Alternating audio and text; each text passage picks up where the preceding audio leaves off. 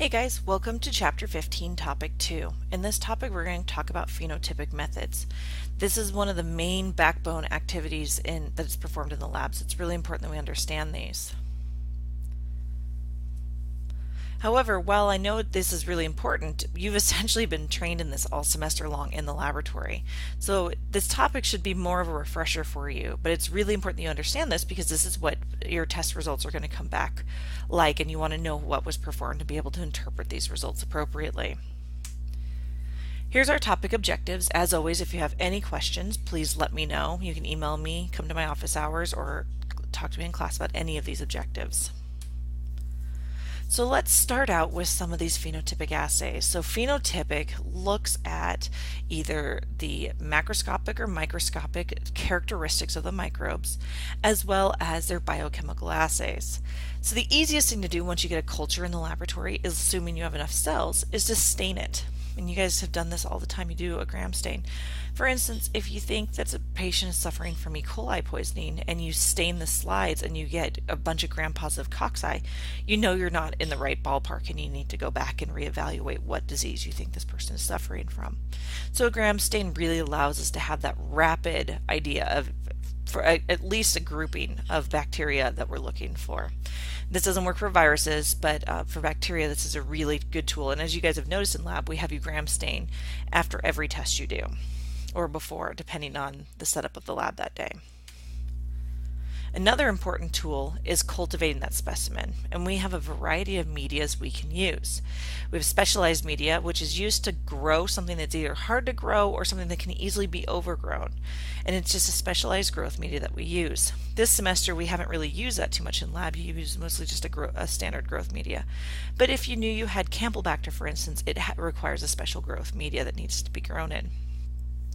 We then have selective media. What this allows us to do is pull out microbes that don't meet what we're looking for. So for instance, if we're looking for E. coli, we can use a media that doesn't allow gram positives to grow on the plate. And this is a selective media. Differential media allows us to learn a little bit more about it. And in lab this semester, you guys have used selective and differential that have been combined together. And so what this differential media does is it can tell us, oh, this ferments lactose, or oh, this has uses maltose. Those are the two main ones you guys used. So it's important to understand the three different types of media that we can use and how those impact laboratory work. But the most important aspect of all these medias is that we have to have an isolated pure culture before we do this. So it's important that you plate out a sample beforehand and get an isolated culture before going to any of these specialized medias. You wouldn't go straight from the patient's sample to any of these unless you're in a very big hurry for some reason. It would be more beneficial to start with a nutrient auger and then go to this. So once you have your gram stains, your growth media information, any other tests you've done, you can use a dichotomous tree to find out what microbe you think you have. Now, this is problematic because if you have a false positive, a false negative, maybe your gram stain was kind of purple pink, it makes it hard. So dichotomous keys are useful only if you know your results are accurate and are very clear to read, and that you know that the microbe doesn't have a phenotype change, because we do know that that can shift. Remember, we talked about that before. So it's really important that you are aware of that, and that these dichotomous trees are only as good as your tests and only as good as your samples. One test that you guys have done this semester is the API test strips. You've also done this version within the tubes as well when you did the different sampling tubes. And as you could tell from the tubes, the API test strip setup is a lot easier. And what this does is it gives us a whole lot of biochemical data all at once and leads us to an exact identification. So this is much easier, or much more specific than the dichotomous keys. So it's important to understand the difference between them, when you'd use one, when you'd use the other.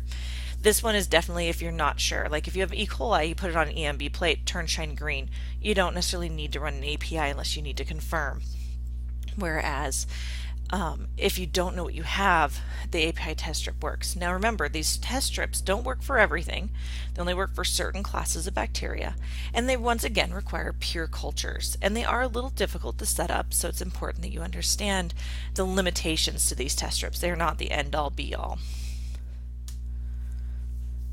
So what's the clinical significance of these cultures? These cultures do a lot of things for a healthcare professional. For those of you who have hospital experience, you know this. They can tell us what is causing the disease in the patient. They can also tell us if there's no pathogens causing the disease and it's something else. And then we can also identify novel causes of disease. So if somebody comes down with something that we haven't previously seen in Idaho before, the lab can potentially identify that from the sample. We can also do this to tell what antibiotics will be most useful against the microbes. So culturing in the lab is really, really important and provides us a lot of information. So this is the end of this topic lecture. I know we did this really quick, but it's really, the key is that you guys have been doing this all semester, so you really understand these tests. But let me know if you have any questions. Make sure you review those topic objectives and we'll go over them anytime you need to.